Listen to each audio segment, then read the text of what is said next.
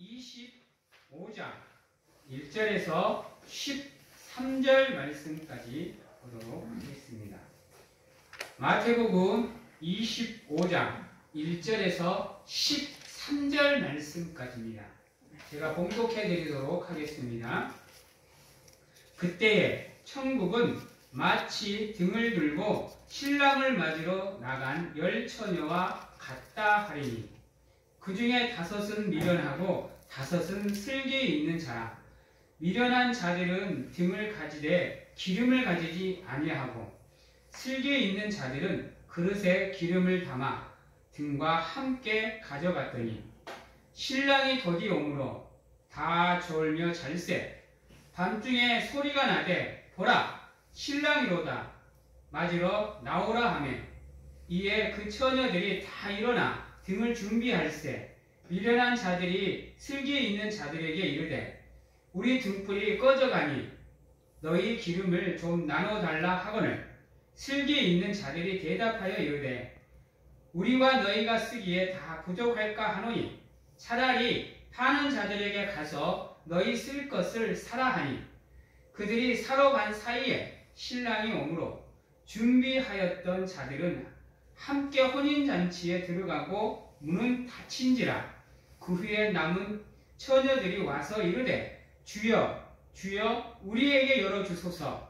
대답하여 이르되 진실로 너희에게 이르노니 내가 너희를 알지 못하노라 하였느니라. 그런즉 깨어있으라. 너희는 그날과 그때를 알지 못하느니라.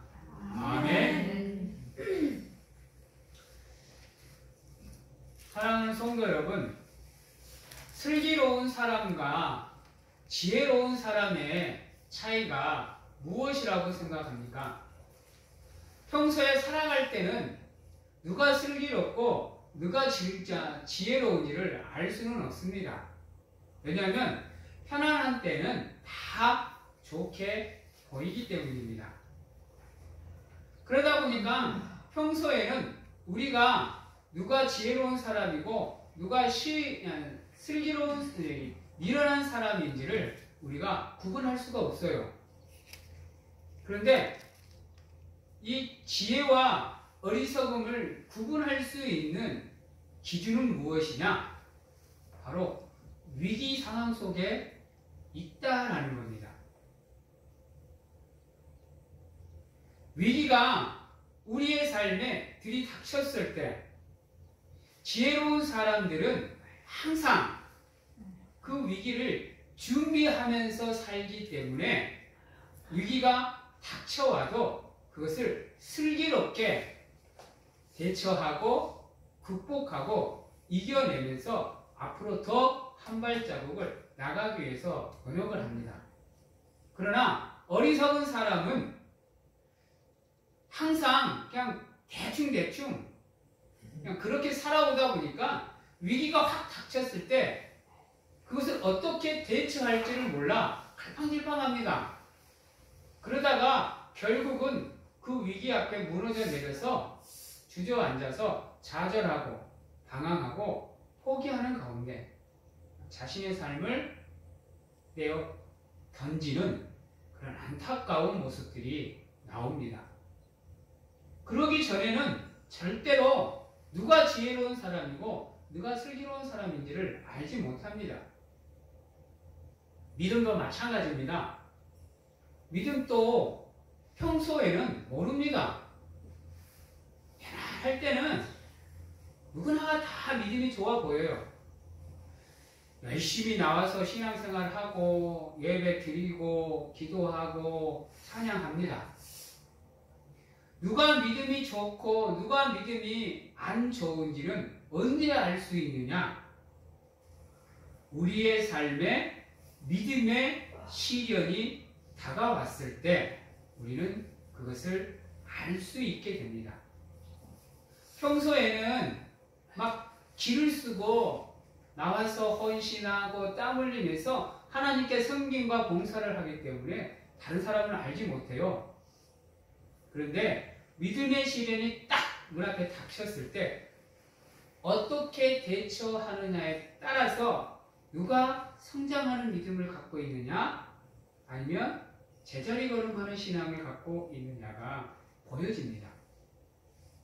성장하는 믿음을 갖고 있는 사람은 어떠한 시련과 고난이 다가오더라도 모르겠어요. 잠시 잠깐은 흔들릴 수 있습니다. 그러나 결단코 무너져 내리지는 않습니다. 결단코 자기가 있어야 될 자리를 절대로 떠나지 않습니다. 어떠한 경우가 있어도 그 믿음의 자리만큼은 끝까지 지켜내는 사람이 있고요. 믿음의 시련이 닥쳐왔을 때 그냥 그 자리에서 하나님을 원망하고 주변 사람을 원망하면서 믿음의 자리를 벗어나는 사람들이 있어요. 여러분, 누누이 얘기하지만 우리의 삶에는 시련과 고난이 없을 수 없습니다. 그러기에 늘 항상 매일 날마다 준비가 되어져 있어야 돼요. 근데 아이러니하게도 세상을 살아갈 때나 믿음 생활을 할 때나 준비는 뒷전이고 살아가는 게 너무 힘들다 보니까 바쁘다 보니까 그냥 주어지는 삶 자체도 살아내기가 버거운 사람들이 있어요. 그러다 보니까 미래를 바라볼 수 없고 현 자리에서만 어떻게든지 아둥바둥 살아가려고 노력하는 사람들이 있거든요. 그러다 보니까 결국에는 그것을 감당 못하고 무너져 내리는 경우가 많습니다. 너무나 자주 보여요. 근데 그런 사람들은 삶에 시련과 고난이 없는 것처럼 살아요. 아니, 그것을 인정을 못해요. 그러다 보니까 하나님, 내 하나님께 나가서 정말 열심히 예배 드리고 나 기도하고 나 찬양하고 하나님께 예물도 잘 드리고 있는데 왜 내 삶에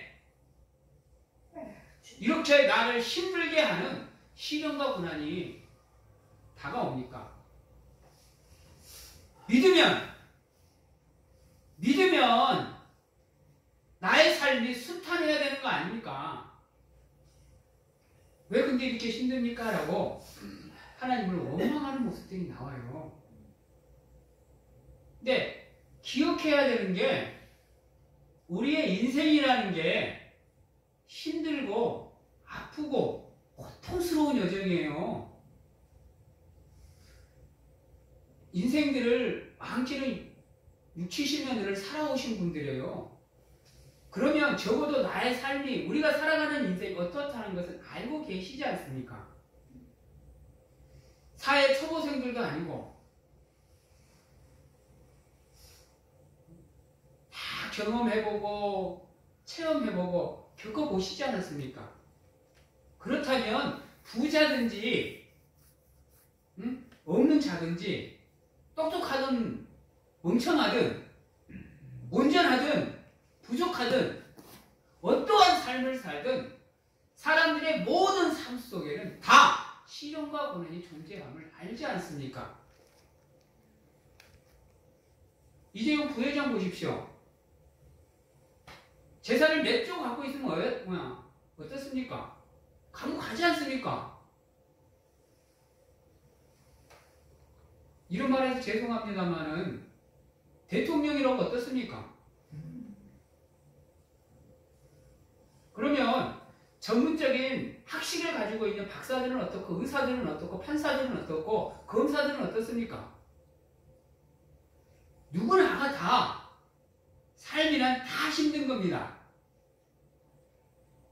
그러나 그 힘든 상황이 나에게 다가왔을 때 내가 그것을 어떻게 대처하고 어떻게 맞이하느냐에 따라서 그 사람의 삶이 한 발자국 더 나가느냐 그렇지 않느냐가 결정이 된다는 겁니다. 그래서 오늘 말씀에 보면 마지막 절에 보면 깨어 있으라고 기도하며 우리에게 권면하고 있습니다. 깨어 있으라는 말이 뭔 말이에요? 잠들지 말라는 겁니다. 잠들지 말라는 것은 뭐야? 다른 말로 바꾸면 대충 살지 말라는 거예요. 어리석게 살지 말라는 겁니다. 믿음 없이 불신자처럼 그렇게 살지 말라는 거예요. 깨어 있으라는 것은 믿음을 가지고 살라는 겁니다. 어떠한 상황이 어떻게 우리 앞에 닥칠지 모르니까 항상 깨어 기도하는 가운데 그것을 극복해내고 이겨낼 수 있도록 우리의 삶을 준비하라는 얘기입니다. 오늘 말씀의 내용은요, 누구나가 다 알고 있는 내용이에요. 믿지 않는 사람들도 알고 있는 내용입니다. 여기에 나오는 처녀들의 모습을 한번 보십시오. 10명의 처녀들이 있습니다. 근데 이 10명의 처녀들이 다 구원받는 게 아니에요. 5은 지혜롭고 5은 어리석습니다. 지혜로운 사람은 등과 기름을 미리 준비합니다. 어리석은 사람은 등은 준비하는데 무엇을 준비 안 해요? 기름을 준비 안 해요. 등은 우리의 삶입니다. 기름은 우리의 믿음이에요. 우리가 삶과 믿음의 영역에 있어서 늘 준비해야 어떠한 위기가 들이닥치더라도 우리는 그것을 극복하고 이겨낼 수가 있는 겁니다. 근데 현대사회를 살아가는 기독교인들을 보게 되면 너무나도 안타까울 때가 많습니다. 특히 우리 하나님을 믿는 백성들의 삶의 모습이 너무나 안타까울 때가 많아요. 여러분, 회개라는 게 뭐예요?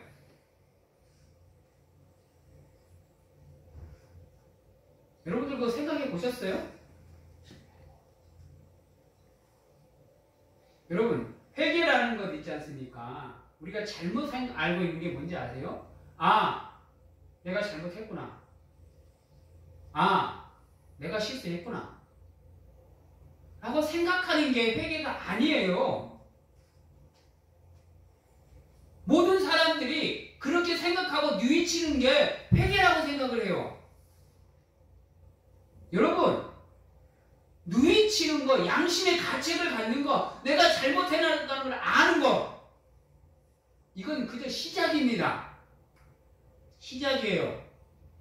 회개로, 온전한 회개로 나가기 위한 시작일 뿐이에요. 그게 전부가 아니에요. 근데 현대사회를 살아가는 기독교인들이 그게 회개의 전부인 줄 알아요. 왜 하나님께서 전지전능하신 분이 우리의 모든 것을 다 알고 계시는 분이, 우리가 알지 않은 것까지 알고 계시는 분이 우리에게 회개를 요구할까요? 여러분, 뉘우치는 것을 넘어서 그것을 우리의 삶 속에서, 믿음 속에서 개혁하고 변화시켜서 하나님이 원하는 삶의 모습으로 나가는 것, 이게 회개의 완성입니다. 생각하고 알고 깨달고 뉘우치는 것으로 멈추는 게 아니라 그것이 우리의 믿음의 현장으로, 삶의 현장으로 들어가서 뒤집어 엎어놓는 거예요. 묵은 땅을 기경시키는 겁니다. 우리의 마음의 밭을 가는 거예요. 그러는 가운데 새싹이 돋아날 수 있도록 만드는 거. 우리의 삶이 풍성함으로 우리의 믿음이 성장의 길로 나아가게끔 만드는 거. 이게 진정한 회개라는 겁니다. 이러한 삶이 우리의 삶의 준비가 되지 않으면요, 믿음의 시련이 우리에게 다가왔을 때 우리는 그것을 극복해낼 수가 없어요. 형식적인 믿음으로는 그것을 넘어갈 수가 없습니다. 기억하셔야 돼요. 우리가 온전한 믿음으로 준비가 되지 않으면요, 온전히 예수님의 재림을 맞이할 수가 없게 됩니다. 왜요? 재림의 날은 아무도 몰라요. 알고 있다 보면 얼마나 좋겠어요. 대충 살다가 시일이 다가오면 그때 가서 열심히 준비하면 되지 않을까. 안타까운 것은 우리가 그 시일을, 그때를 알지 못한다는 거예요. 그러기에 미리미리 우리의 믿음이 준비가 되어져야 돼요. 신랑이 덕이 오니까 밤중에 호련히 와버리니까 어리석은 사람들, 처녀는 그렇게 생각했을 거예요. 뭐 10대쯤에 돼서 우리 가서 기름 준비해가지고 신랑 맞이하면 되겠지 라고 생각했을 거라요. 근데 어떻게 뜬금없이 오셨는데 어떻게 준비를 해? 그러니까 슬기로운 처녀에게 부탁하잖아요. 처녀들에게 좀 나눠달라. 근데 나눠줬어요? 여러분, 마지막 때는 이래요. 마지막 때는 이렇다니까요. 이 모습이 그려지세요? 나는 예수님을 맞이할 준비가 안 됐는데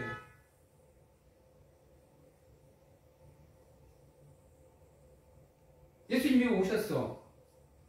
그럼 어떻게 해요? 그래서 우리의 삶이 절대로 성장이 멈추면 안 돼요. 끊임없이 우리의 삶을 점검하시는 가운데 언제 오실지는 모르지만 예수님이 이 땅에 오셨을 때 이 지혜로운 처녀처럼 예수님을 맞이할 줄 아는 우리가 되기 위해서는 우리의 삶이 늘 준비되는 가운데 성장이 멈추면 안 되는 겁니다. 끊임없이 앞으로 나갈 수 있도록 노력해야 되는 거예요. 그러기 위해서 오늘 말씀은 우리에게 깨어 있으라고 이야기하고 있는 겁니다. 온전한 믿음으로 끊임없이 나가라고. 비록 힘들고 어려운 우리의 삶이지만 그 온전한 믿음으로 우리의 삶을 무장하고 준비하는 가운데 언제 오실지 모르는 그 예수님을 맞이할 준비를 하라는 겁니다. 그게 구원의 완성인 겁니다. 여러분, 우리가 예수님을 영접했다고 해서 믿음이 지금 구원이 완성이 된 게 아니에요. 그냥 구원을 받은 거예요. 구원을 받을 수 있는 자격이 우리에게 생긴 거예요. 그리고 그 믿음을 바탕으로 우리의 삶이 조금씩 예수님을 닮아가기 위해서 성장해 가는 것이 바로 우리가 온전한 구원의 완성을 이루기 위한 여정인 거예요. 그것을 우리가 다른 말로 하면 믿음의 여정이라고 얘기하는 거예요. 근데 우리는 어때요? 예수님을 영접하면 그걸 끝이에요. 그 이후의 삶은 막 대충 살아요. 신앙생활을 대충 하고. 요한계시록에 라오디게를 바라보면서 성령이 하신 말씀이 있어요. 너희가 뜨겁지도 않고 차갑지도 않거든. 내가 너희들을 뭐 한다 그랬어요?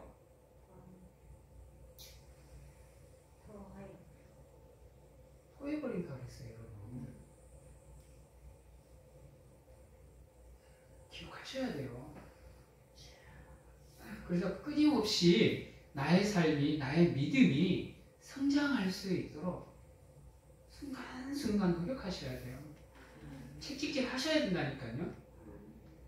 물론 다약한 인간이다 보니까 흔들릴 수도 있고 잠시 주저앉을 수도 있고 쉬고 싶은 마음도 있고 모든 것을 내려놓고 싶은 마음도 들 때가 있어요. 예수님도 알고 계셔요.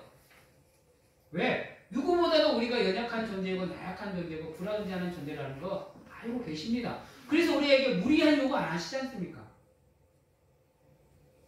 헌금을 몇 억씩 해라. 성경을 몇 장씩 외워라. 근데 그러면 구원해 줄 게 아니지 않습니까? 너의 시간 전부 다 바쳐라. 그것도 아니지 않습니까? 일주일 내내 얘기하고 있으란 말도 아니고 하나님께서 축복하여 우리에게 허락해 주신 하나님의 날에 나와서 하나님을 예배하고 내가 너희들에게 소통할 수 있는 방법을 줬지 않니? 기도 좀 하거라. 감사하고 찬양하는 삶을 살거라. 그게 전부지 않습니까? 비록 우리가 살아가는 삶이 버거울 수 있습니다. 아니, 버거운 삶을 살고 있죠. 어떻게 보면 한순간 한순간을 살아내기가 너무 힘들 수도 있습니다. 하지만 누구보다도 하나님이 우리와 함께함을 알고 계시는 여러분들에게 잠시 잠깐의 시련과 고난 속에서 우리가 그것을 믿음으로 이겨내면 우리에게 주어질 그 하나님의 상급이 얼마나 큰지를 사랑하는 성도님들 알고 계시지 않습니까? 그거 바라보고 가는 겁니다. 그거 바라보고 힘든 가운데서 버티고 어려운 가운데서 견디고 인내하고 오래 참음으로 하나님께 영광을 돌리는 삶을 살기 위해서 그렇게 해야 되는 거예요. 그러기 위해서 여러분 멈추지 마십시오. 혹여나 나의 삶이 게을러지고 멈출 것 같다고 한다면 하나님께 애걸복걸 기도하며 떼쓰더라도 도와달라고 기도하십시오. 혼자심이 힘들면 믿음의 동역자들에게 부탁하는 가운데 중보해달라고 하십시오. 내가 너무 힘드니까, 아프니까, 고통스러우니까 나를 위해서 좀 기도해다오. 지금 이 순간에도 말할 수 없는 탄식으로 우리를 바라보면서 중보하시는 성령님이 계시지 않습니까? 노심초사하면서 우리가 쓰러지고 무너지고 주저앉아 버릴까봐 눈 한 번 깜빡이지 않고 우리를 바라보고 계시는 그분이 계시지 않습니까? 죄악 가운데 내버려 두지 않으시고 죽음마저 불사한 사랑으로 우리를 하나님의 은혜 자리에 머물 수 있도록 만들어주신 그 예수님의 사랑이 우리의 삶의 현장에 차고 넘치도록 흐르고 있지 않습니까? 우리 혼자 내버려 두시지 않고 함께 하시는 그분이 계시는데 때론 어깨가 너무 무거워서 내 어깨에 짊어진 이 짐이 너무 많아서 감당이 안 될 것 같은데도 불구하고 믿음의 동역자들과 함께 나눠 짓는 가운데 하나님을 향해서 조금씩 서로 어깨 동무하시고 손 잡으시고 발걸음을 맞춰 가시는 가운데 믿음의 자리에서 하나님께 인정받을 수 있는 우리 교회, 우리 사랑하는 성도님들 믿음과 삶이 되실 수 있기를 간절하게 소망합니다. 아멘. 부족하고 연약하지만 돌아보십시오. 아멘. 어디서부터 나의 삶이 잘못되어져 있는지, 어디서부터 나의 믿음의 길이 벗어나 있는지 조금씩 살펴보시는 가운데 나의 삶이 원래의 궤도, 나의 믿음이 원래의 길로 돌아올 수 있도록 노력하셔야 돼요. 여러분 10절에 보면 그들이 살아간 사이에 신랑이 오므로 준비하였던 자들은 함께 혼인잔치에 들어가고 문은 뭐 했더라? 한 번 닫히면 절대로 열리지 않는 게 구원의 문이고 천국의 문입니다.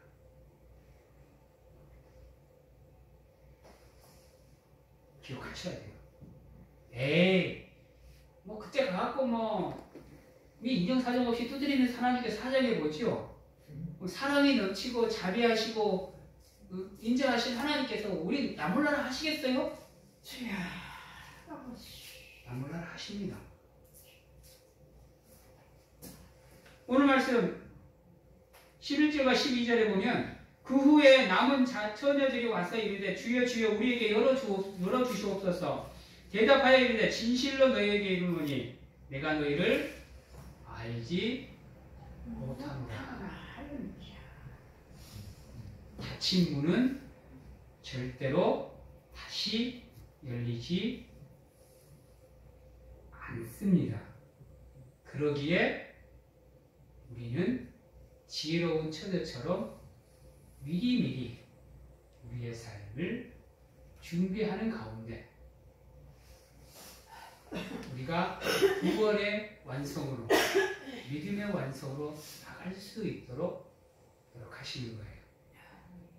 하나님께 착하고 선한 종아 칭찬받을 수 있는 삶을 살기 위해서 노력하셔야 되는 거예요.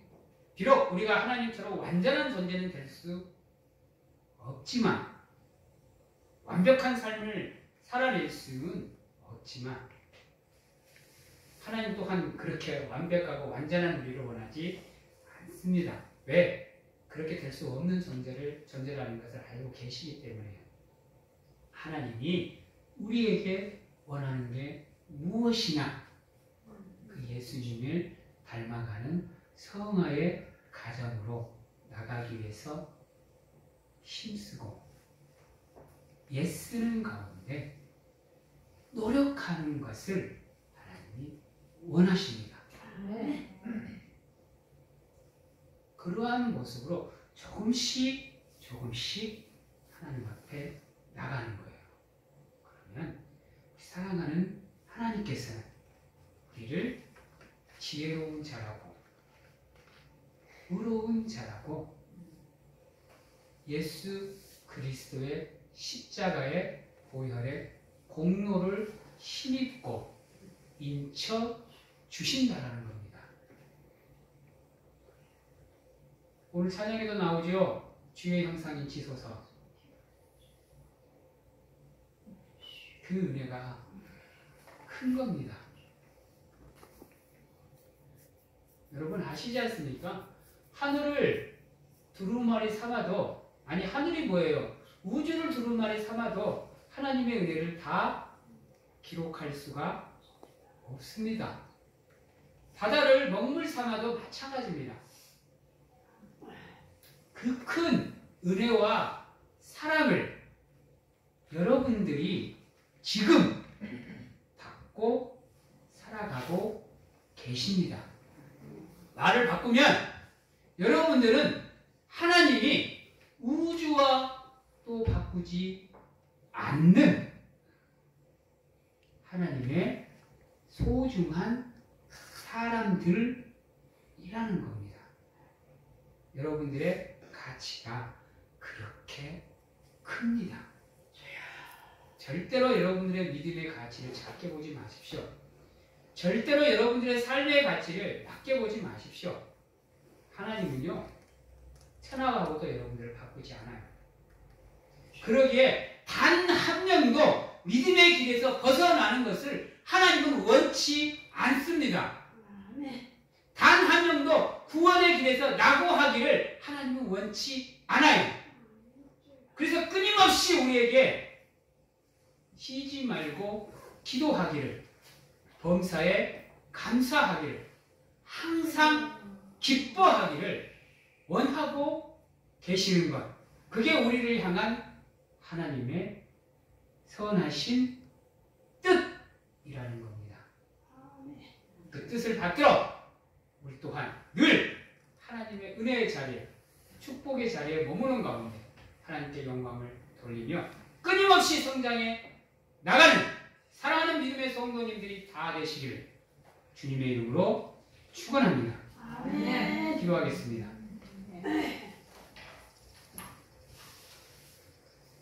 사랑의 하나님, 부족하고 연약한 것 우리는 어떻게 극복할 수가 없습니다.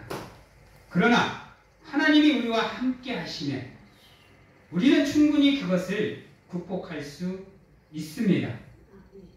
네, 순간순간 하나님을 바라보며 하나님 앞으로 나아가는 삶을 살게 하시옵소서. 멈추지 않게 하시옵소서. 뒤로 퇴보하지 않게 하여 주시옵소서. 끊임없이 성장하는 가운데 하나님의 원하시는 삶을 통해서 하나님을 맞이하며 영접하는 가운데 믿음의 길을 완성해 나가는 우리가 될 수 있도록 하나님 축복하여 주시옵소서.